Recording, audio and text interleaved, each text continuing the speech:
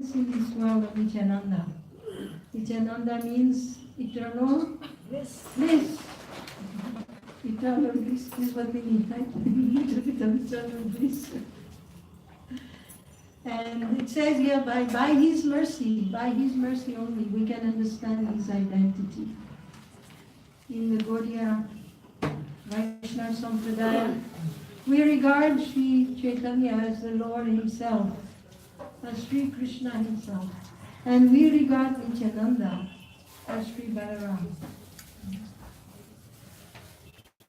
And we understand that they appear in the universe after an important personality for us, Lord Nityananda, because we understand He is Lord Balaram. And of course, these matters are very high. We speak about them in a very, easygoing way. But it is actually very high science of the Supreme Lord. The Supreme Lord is one without a second. He is described in the Shastras as one without a second. However, in order to expand the bliss, He multiplies Himself into so many forms. And His expansion into so many forms begins with one. And that is Lord Balaram.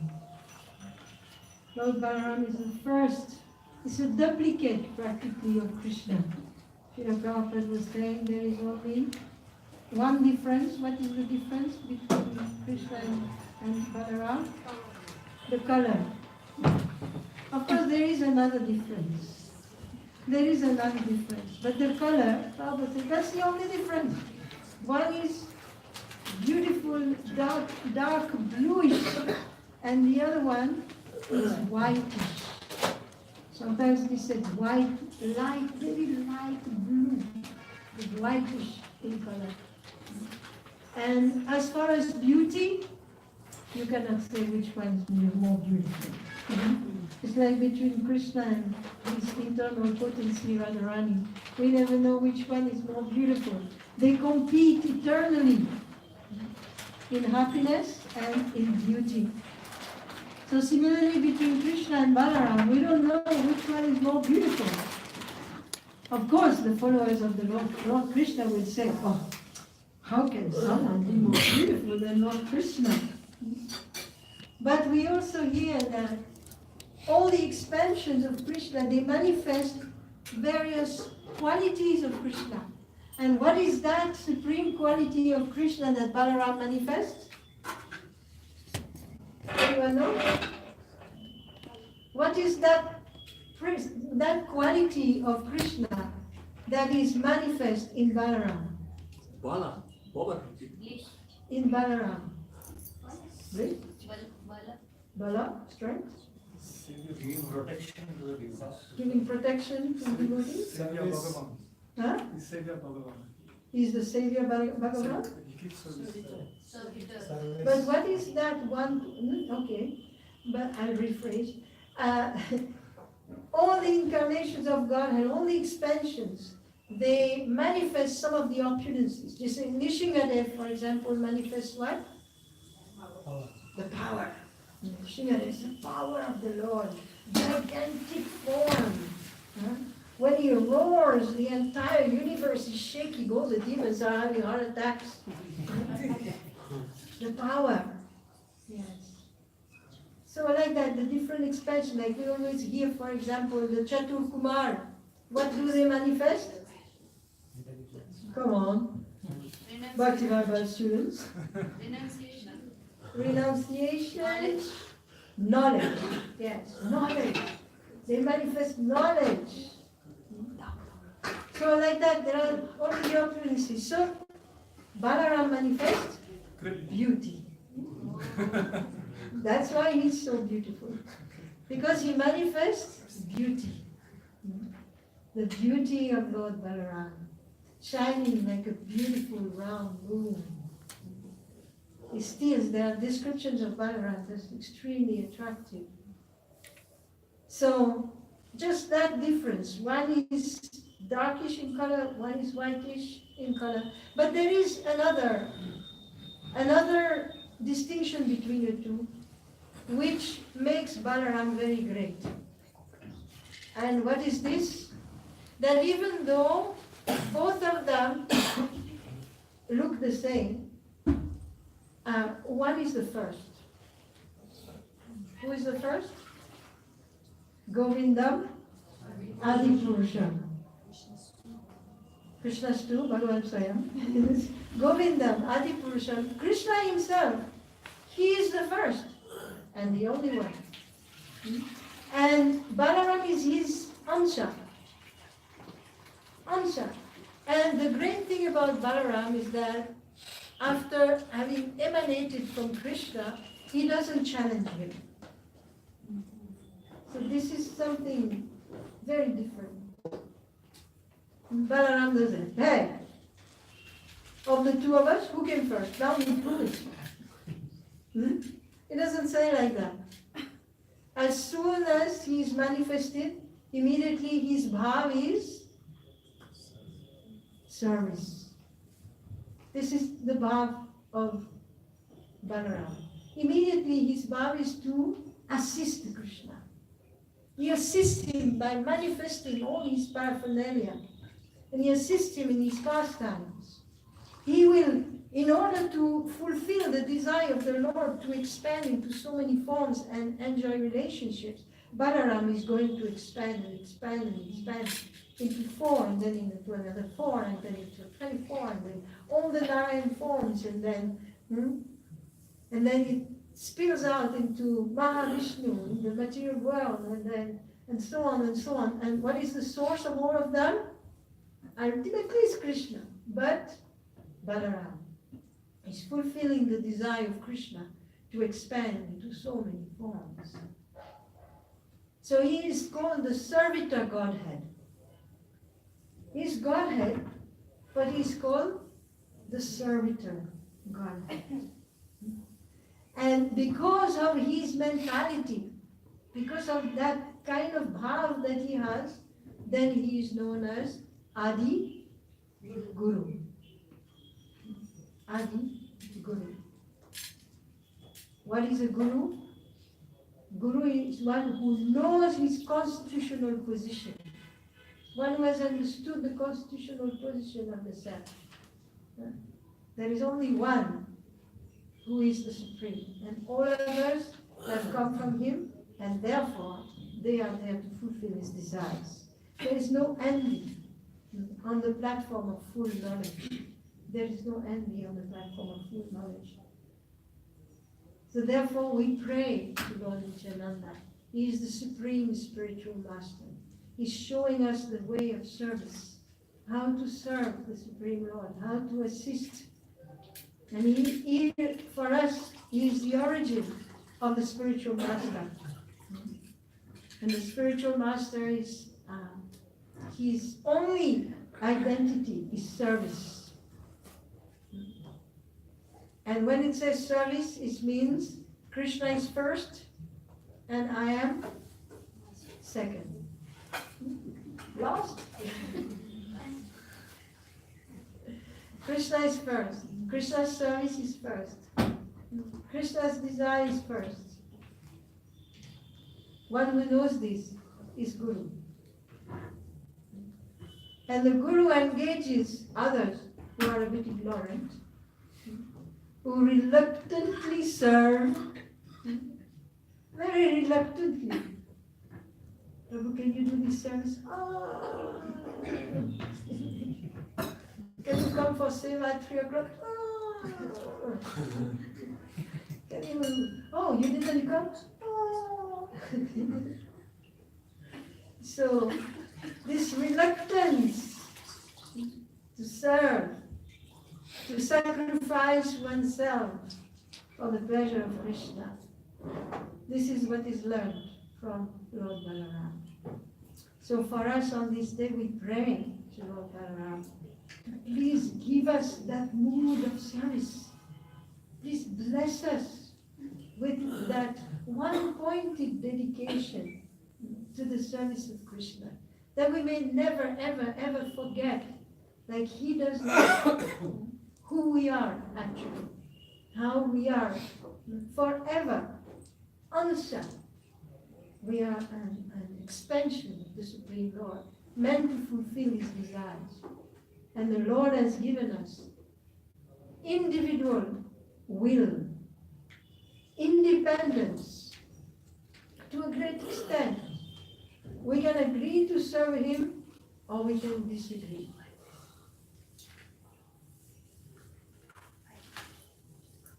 So, this is the mercy of Lord Nityananda. Nityananda never gives up. Nityananda, his mood is to bring back everyone to the lotus feet of Krishna. Nityananda never thinks that someone is too fallen. No one is too fallen for Lord Nityananda. This is the good news, isn't it? It's a very good news. No one is too fallen for Lord Nityananda. Chaitanya Mahaprabhu is Patita Pavana, the savior of the fallen. But Nityananda is considered even more merciful. Even he reminded Lord Chaitanya to be merciful to Jagai and Madai, who are the typical rogues of Kali Yuga. Very typical rogues. What were they doing? You know? They used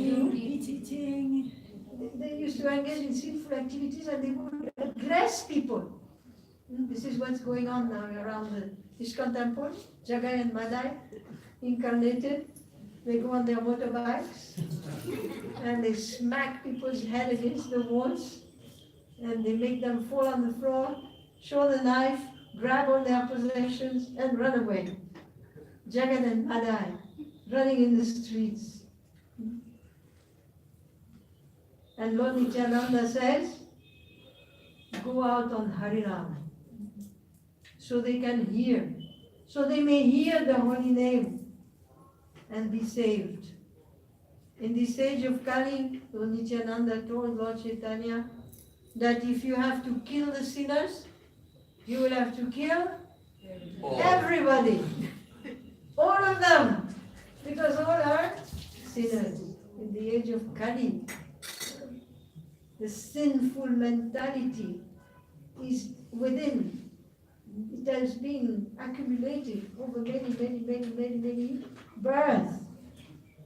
And Srila Prabhupada describes the yugas as like seasons. Like there is now winter, and then there's spring. Now we are in spring actually. Then there's the summer, and there's autumn, and again the winter. The seasons rotate, pushed by time. So similarly, Prabhupada explains the yugas, they are seasons also, some kind of universal seasons. Then they rotate one after the next. And just as when the winter comes, the symptom is cold.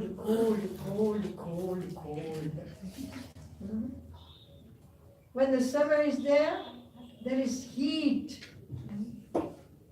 So similarly, in Satya Yoga, what is the symptom? Goodness, virtue, beauty, long life. And when Kali Yoga comes, all these qualities are gone.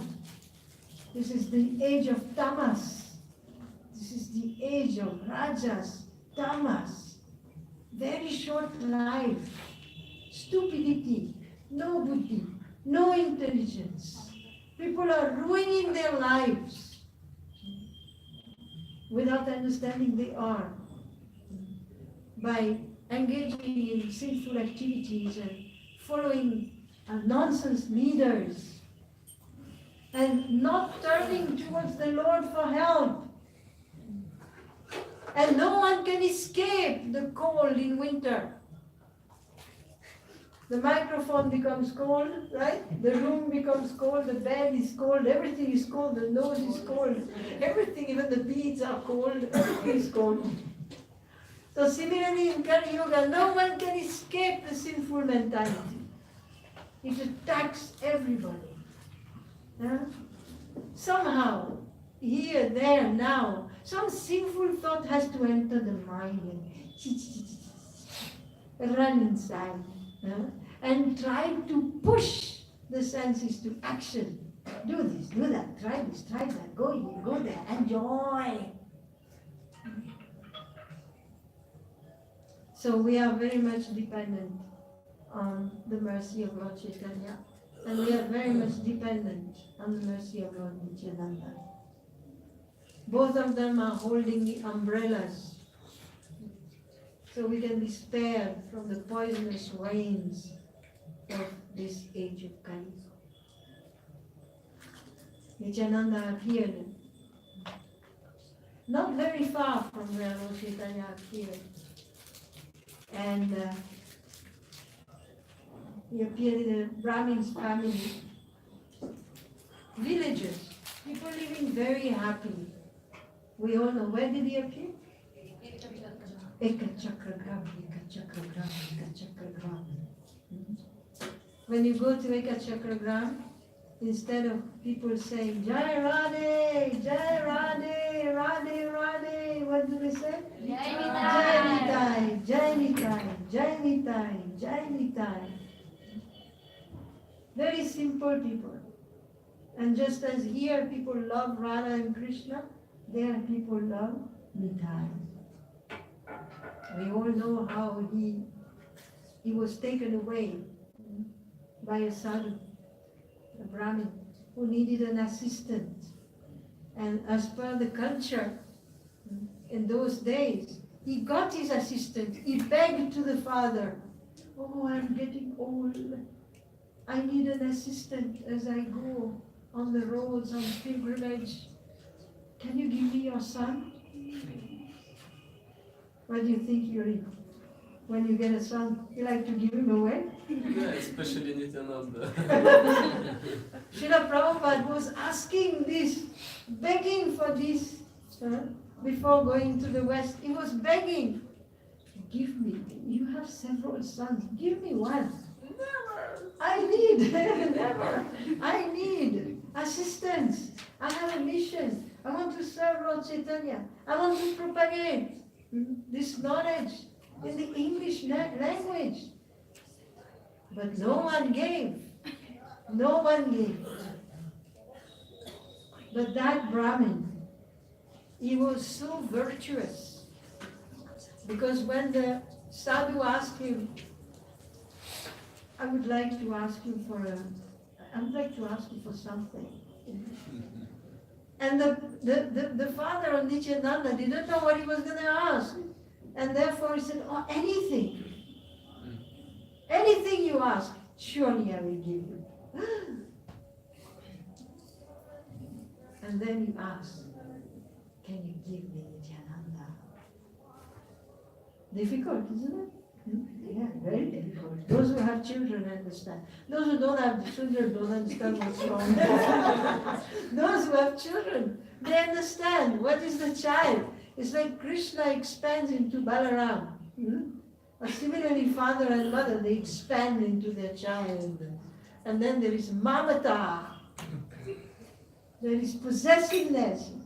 There is love. There is attachment. And what to speak when the child is divine. So he agreed. And Nityananda left. He left by walk. His father died after some time out of separation, remembering Nityananda, Nityananda, Nityananda, Nityananda. Yes. And he toured in many places of pilgrimage. He went to many far-out places, actually. He toured. He met his spiritual master. And at some point, because Nityananda, all-knowing Nityananda, he was not a conditioned soul. So he knew somewhere on this earth there is another. My Lord is there. Somewhere on this earth, he was touring, searching. Until finally he got the news that Lord Gauranga, a beautiful personality with golden limbs descending down to his knees. And Nityananda also had Lambita down, his hands descending down to his knees. Sometimes we wonder, how can that be beautiful? But this is one of the symptoms of beauty. Long arms. He heard there is such person in Mayapur, Navadvip. And so he went there. And Lord Chaitanya was also wondering, where is my brother? Where is my brother? So many years have passed. I never met him, never seen him. He appeared in a different family. And seemingly it seemed that they didn't know where each other had appeared. By the power of Yoga Maya, the Lord sometimes doesn't know something. It's his own design not to know, which is fulfilled by his internal potency. Satya Sankalpa. Whatever the Lord desires, his internal potency will fulfill. So then one day, Lord Nityananda, he thought, Lord Chaitanya, he thought of Lord Nityananda. And he sent his associates to go and find him. Go find him. I have seen this effulgent person, tall, long arms, lotus eyes. He's a wandering mendicant. Go find him. They searched everywhere. And they all came back saying, no, not found, not found. But finally they met. Very close to our temple in Mayapur. Very, very close to the temple. There is a place, what is it called? It's Nandanacharya's house. And there's a name for it, I forgot. It's the place of meeting. Beautiful deities are there. The place of meeting. When they met, they looked like two drunken elephants. Out of ecstasy of seeing each other, they were rolling on the ground, crying in ecstasy, embracing each other. And everyone was wondering, who is this? Who is this? Who is this? And by the combination of two of them, then the Sankirtan movement started. So this is the fact even in this world. The spiritual master works with the Supreme Lord. Both of them combined, they deliver the world. When Srila Prabhupada arrived in Boston, he wrote that beautiful poem. What did he say in the poem? Oh Lord, why have you brought me here? This place looks like hell. He saw the people on the streets going about business, walking very fast, cars passing by very fast. No one had time to look at each other. They were just walking very fast, looking in the distance. They were just like moving, moving, moving. And Srila Prabhupada with his Shastra Chakshu type of vision, seeing through the eyes of Shastra, he saw passion, ignorance. Anything else? Nothing else. Oh my Lord, you have brought me here to spread your message. But in order for the people to hear that message, there should be this little goodness. One who is totally overwhelmed by passion and ignorance, how will that person understand the message of the Bhagavatam? The sublime message of devotional service. These people are completely involved, engrossed in karma, not even vikarma. They are sinners. How will they understand your message? But then Prabhupada explained how they will understand the message. How will they understand the message? He said, you sitting in my heart, please make my words suitable for their understanding. You seated in my heart, make my words suitable for their understanding. But that's not enough.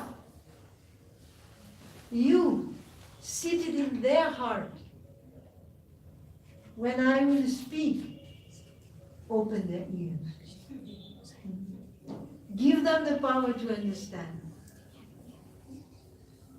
So by this combination of the spiritual master, who is the servant of the Lord, and the Lord himself, then the liberation of the living entities takes place.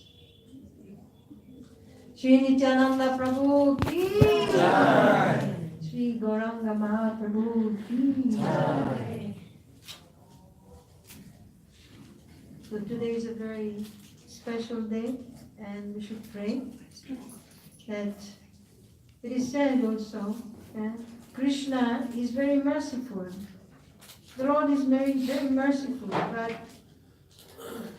sometimes if we make mistakes or something, punishment is coming. But with the servants of the Lord, the Vaishnavas, headed by the spiritual master, even if we make mistake, the spiritual master and the Vaishnavas will always try to retrieve us. This is their greatness. Therefore, Krishna always says that my devotees are greater than me.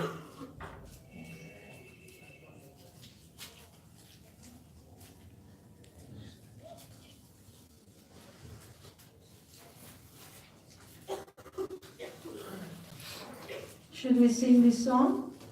Yes. Yes?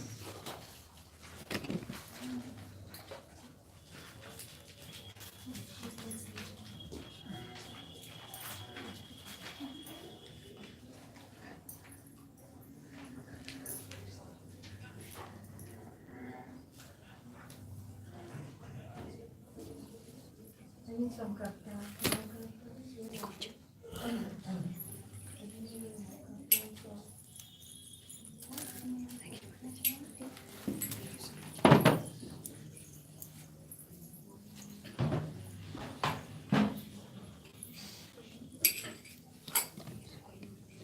I am singing news of great happy tidings. Lord Nityananda himself has opened the marketplace of the holy name. Where?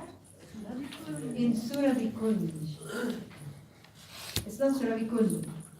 It's Suravikunj.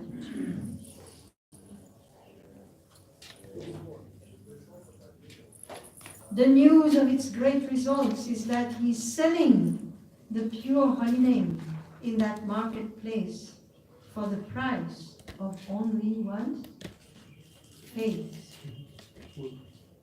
What is the price? Faith. If one has faith, then one can obtain the holy name. Lord Nityananda is the proprietor of the market. Seeing all the devotees become attracted, he's selling them the holy name after bargaining with them. This businessman, the good businessman, is bargaining. What is the bargain? Great. It's faith. So, what does it mean is that he is bargaining? The people come and they don't have enough. Right? Like when you go, the person who is selling sometimes says, 300 rupees, and the guy is bargaining on 250, 200, 275, right? Like that. So something like this is happening. There is a bargain. But the bargain is more that the people don't have enough money, but still he gives. Oh, brother, if you want to buy the holy name, then go with me. So now the word is spreading all over the town that such market has been opened. Oh, brother, come with me. We must go to the presence of that great soul, Nityananda Mahajan. Then what will happen? Listen, it's a good deal. You will buy the name of Krishna. I will take my commission, and all of our desires will be fulfilled. What is the commission? There's some faith, yeah. Some faith will be the commission. And when we preach, bring people, we do not think about ourselves. When we serve Krishna, we do not think about ourselves. We think about Krishna. We think about others. But in doing so, some commission is coming. Lord Nityananda is greatly merciful. Taking only one's faith, he gives the highest ecstasy. If Nitai sees only once, tears in the eyes while chanting the name Gaura, then he gives all resources to that person. He gives the pure teachings of Krishna to everyone and does not care for one's birth, wealth, knowledge, and strength. Now, giving up the illusory snare of Maya, either remain in household life or in the forest as a sannyasi, for no more troubles remain. There is no more fear of the age of Kali.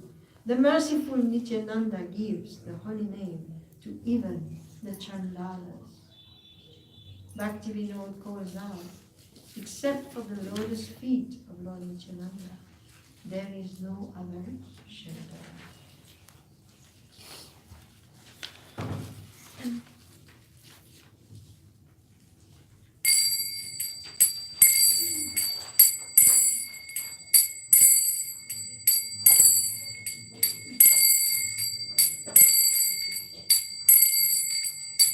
Bada sukta ka bhorgai, bada sukta ka bhorgai.